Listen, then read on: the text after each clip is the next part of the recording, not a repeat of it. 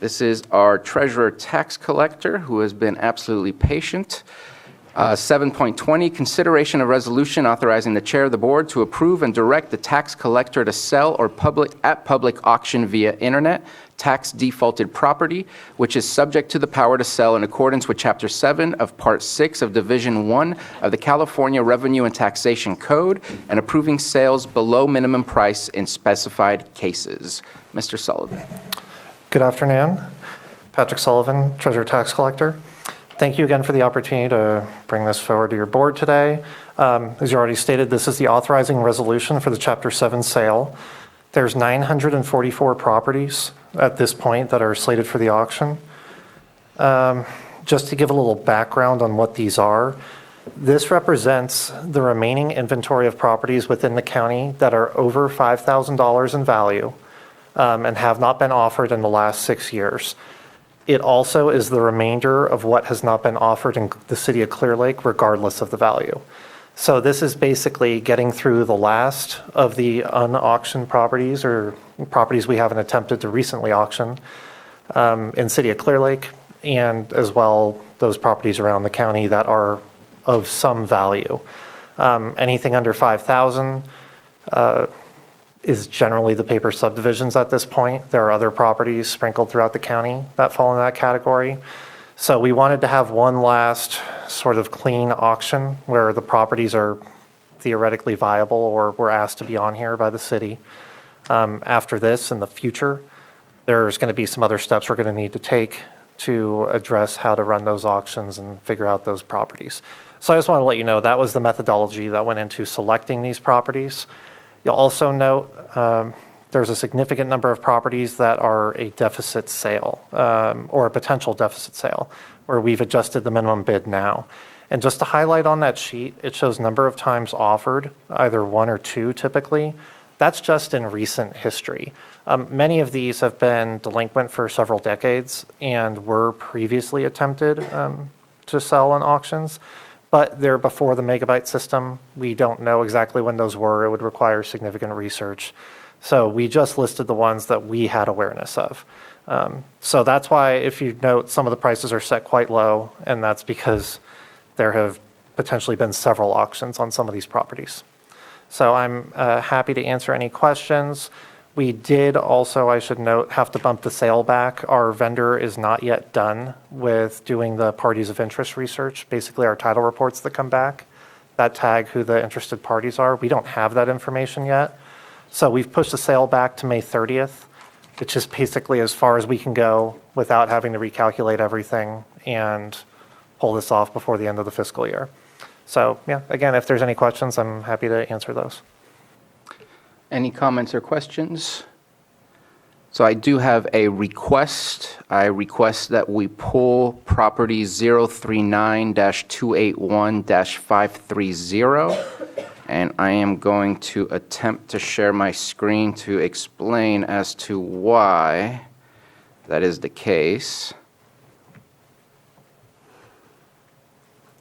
Let me get to Zoom and share.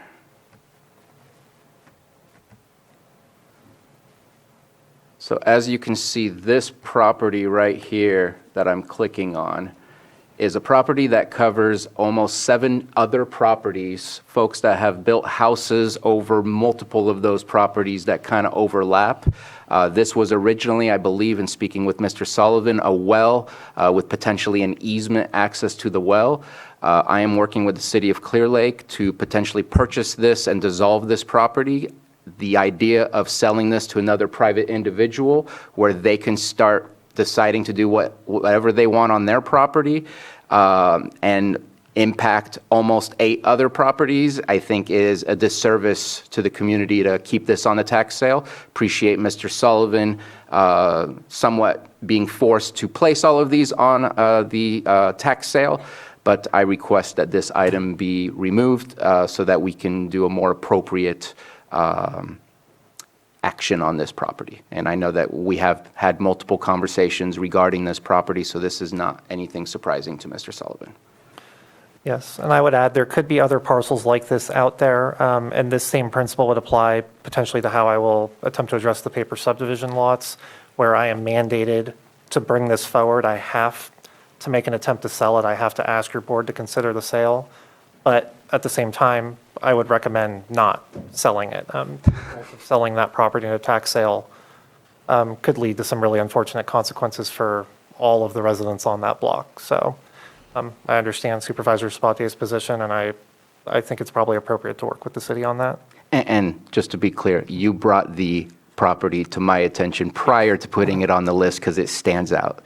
So appreciate you doing that. Any comments or questions? So we're releasing liability because you are offering it and we're rejecting the offer, just so it's clear. That's correct, yes. And I've had conversations with the city as well, so they're aware of the status of this property. Opening it up for the public, any comments on this item? And bringing it back to the board for action.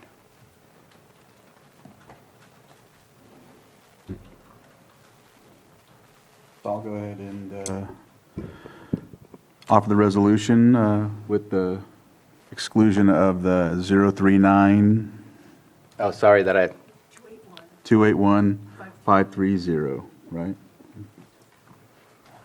the resolution has been offered?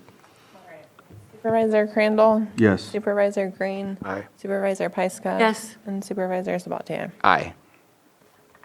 Okay, and then the last one on our list outside of calendars, consideration and presentation on discharge of accountability property tax. And this is both our treasurer tax collector and our auditor controller county clerk. Oh. Yes, indeed, not the last one.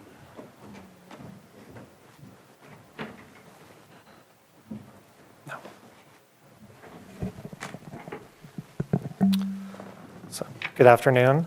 Again, Patrick Sullivan, Treasurer Tax Collector. I'm here with Genevieve Harrington, our Auditor Controller. We wanted to bring this item forward just in the interest of full transparency so that the board and the public are aware of what we are working on and how it impacts the property tax system.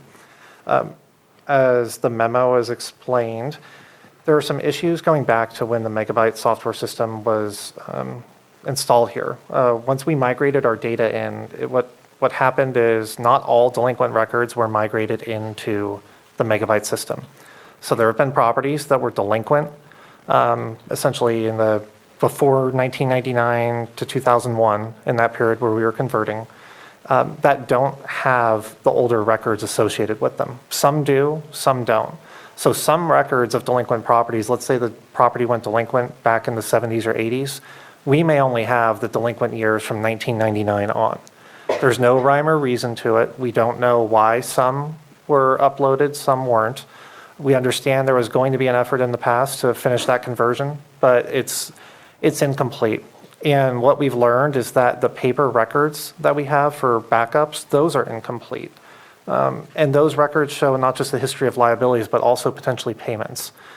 So really right now we have it flagged on some properties that this issue may exist. I believe there are other properties where this issue may exist, but I don't know which ones they are.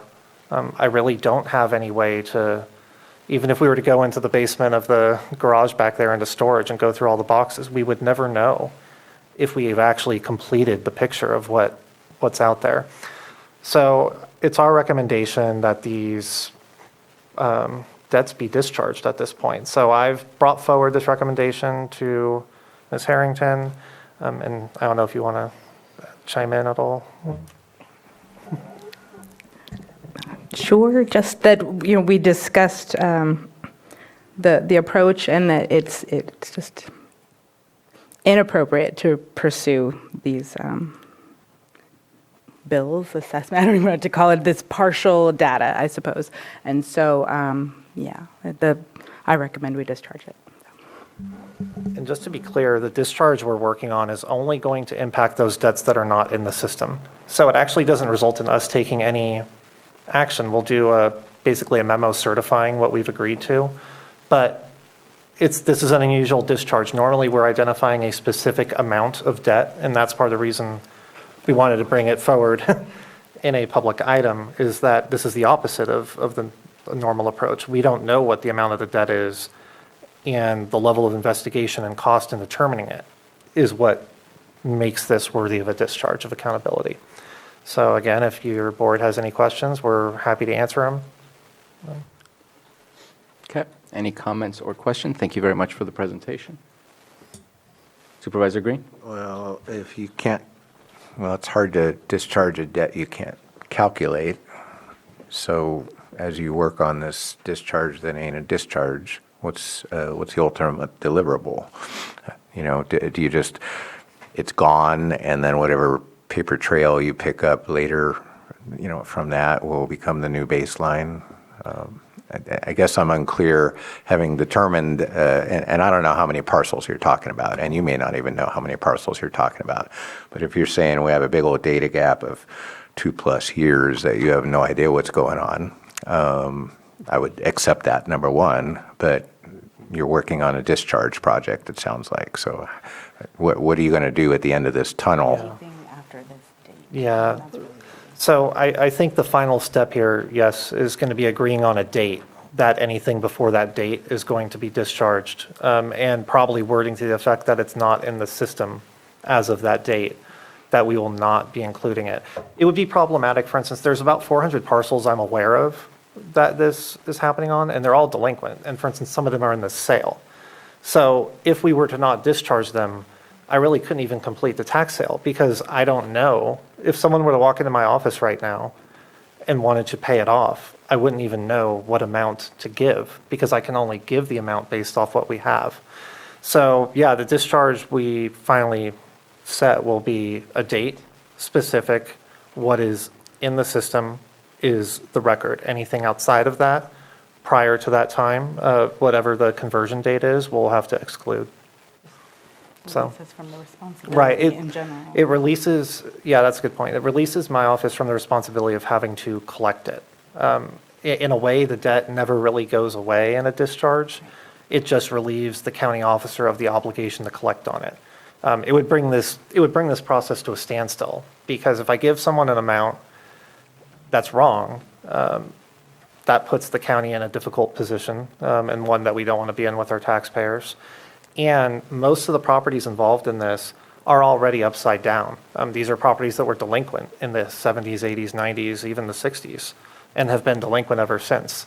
So these are properties that are 25 to 60 years of tax default. So most of those that were of value have already sold, either in one of our tax sales over the last 20 years or through a private party sale. So we're really dealing with generally paper subdivisions. The ones that we know of are almost exclusively paper subs. So that's what I suspect the original amount was, and that's probably why it was not a priority at the time. Is there a discharge procedure in the Revenue and Taxation Code that would allow you to go down the path you described? Yes, that's what's outlined in the memo. Thank you.